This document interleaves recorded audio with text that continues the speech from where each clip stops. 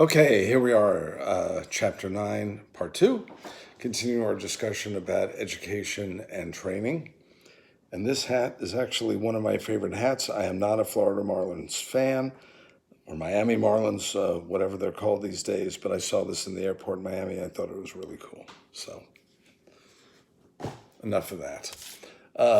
Okay, so we ended by looking at this diagram that in part X, we've got the benefits of going to college. Take the present value of that, compare it with C and Y, which are the two identifiable costs, foregone earnings, out-of-pocket expenses. And so what are some of the insights that we can obtain from looking at this? And remember, the PV of X had to be bigger than Y and Z to justify going on for education. And obviously the psychic costs are lurking there as well. Okay, first off, people who live for the present are less likely to pursue higher education. In other words, if you only care about now and not so much your future, that's another way of saying you have a very high discount rate. And the higher your discount rate, the lower the present value of X is going to be, and the more likely that the cost is going to exceed the present value of the benefits, because a higher discount rate, because you're more present rather than future oriented, would make the denominator bigger and the whole ratio is going to be smaller. So that's one insight. A second insight, no surprise, college students tend to be young. Not always, but that's the exception that proves the rule, because the younger you are, the bigger X is going to be. What if you're 45 years old and going on to college? Well, the distance between starting college now at 45 and when you might retire, maybe way back here, X is going to be a lot smaller and less likely that it's going to justify the costs. Okay. A third insight that we can see from our analysis is that an increase in tuition is going to reduce enrollment. An increase in tuition makes C bigger. It pushes it further down into the negative. This rectangle here would be larger, and again, makes it more likely that the cost will in fact exceed the present value of the benefits. You're less likely to go to school. On the other hand, a recession would lead to an increase in enrollment because a recession would decrease the foregone earnings. Why? Think of the situation we're in right now. Clearly, the short-term prospects for a lot of people not very good. This would, in theory, if it maintains for a while, would lead to an increase in college enrollment. So recession reduces Y, so the cost of going to college has gotten smaller. You're more likely to do it. Okay. Item number 5 in our list of insights, no surprise here, the bigger the gap in earnings, the more likely you're going to enroll in a higher level of education. As we have moved away from more of a production and manufacturing economy to more of a knowledge-based economy, this gap has gotten much bigger.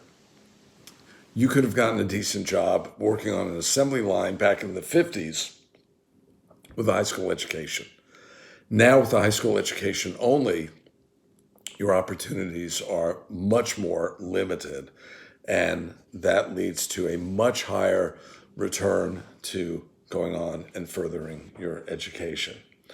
Item number 6 in terms of our insights is if you're on a partial or full scholarship, that makes Z smaller. Truly, a full scholarship that pays everything would make Z 0.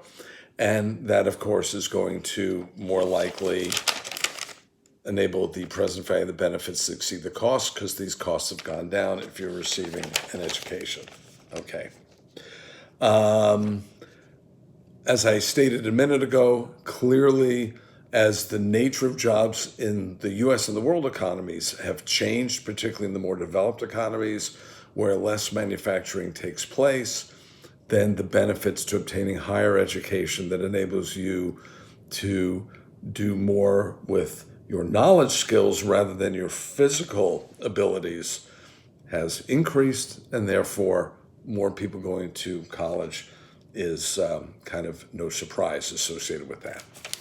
Okay, I took a look at the latest data from the Census Bureau, census.gov, for 2018. I was able to pull median earnings, 50th percentile, half above, half below, for full-time workers, male and females, making no distinction with race, although that stuff is in there, ethnicity, some of that stuff is in there. We're simply looking at people working full-time. And I chose for the comparison here ages 35 to 44. So it's not deep into a career, but it's sort of like mid-career, because I could have used 45 to 54 as our basis for analysis. But this now shows effectively the returns to both education and work experience based upon different levels of education. There are a lot more categories of education than the ones I pulled. I pulled 5 of them. And I did it, again, full-time workers, nationwide numbers. This would have to go up 10 or 12% if you're looking at Los Angeles area wages, and we've got males and females. We will explore in greater detail later in the chapter why the female earnings are below males. But I can throw out a couple things right off the bat that we've already talked about. Two with certainty that we've talked about back in chapter 8.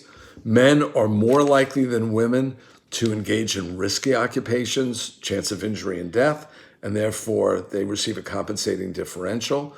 This is not male and female comparisons for the same job. This is simply same levels of education. The second thing is because women, of course, are more likely to be out of the workforce raising children, particularly for the higher education levels, and it's already going to manifest itself in the 35 to 44 age bracket. Women are going to have less work experience, and work experience generally translates, not forever, but for a while, into higher earnings. So what do we see here? We see exactly what we would predict. For both men and women, earnings go up with the level of education. First, we've got, and again, this is full-time work, less than a 9th grade education. Men are at around 31, women at 22,000 approximately. High school, men are about a third higher than women. With an AA degree, men are about 42% or so above women. With a bachelor's degree, men are about a third higher than women, 80 versus 60,000. And then with the professional degree, which would be an engineering degree, a law degree, things of those natures, of that nature, the difference is only about maybe 11%. Why is that the case? Well, 1 year's worth of data, don't draw a lot of conclusions from that. But part of it is that women who pursue professional degrees are less likely to be spending time out of the workforce, raising children. Obviously, there are some who do, but on average, the gap in the number of years of experience is probably going to be smaller here than it would be for high school or even lower levels of education. But you can see the predictable thing that higher levels of education do generally translate to higher levels of earnings. Okay, I'm having a lot more success with having shorter videos, so I'm going to stop right now. In part 3, we're going to revisit training, which is something that we talked about in chapter 5, and we're going to explore in more detail earnings differences between men and women, and maybe for part 4, we will get to the questions at the end of the chapter. Okay, see you soon.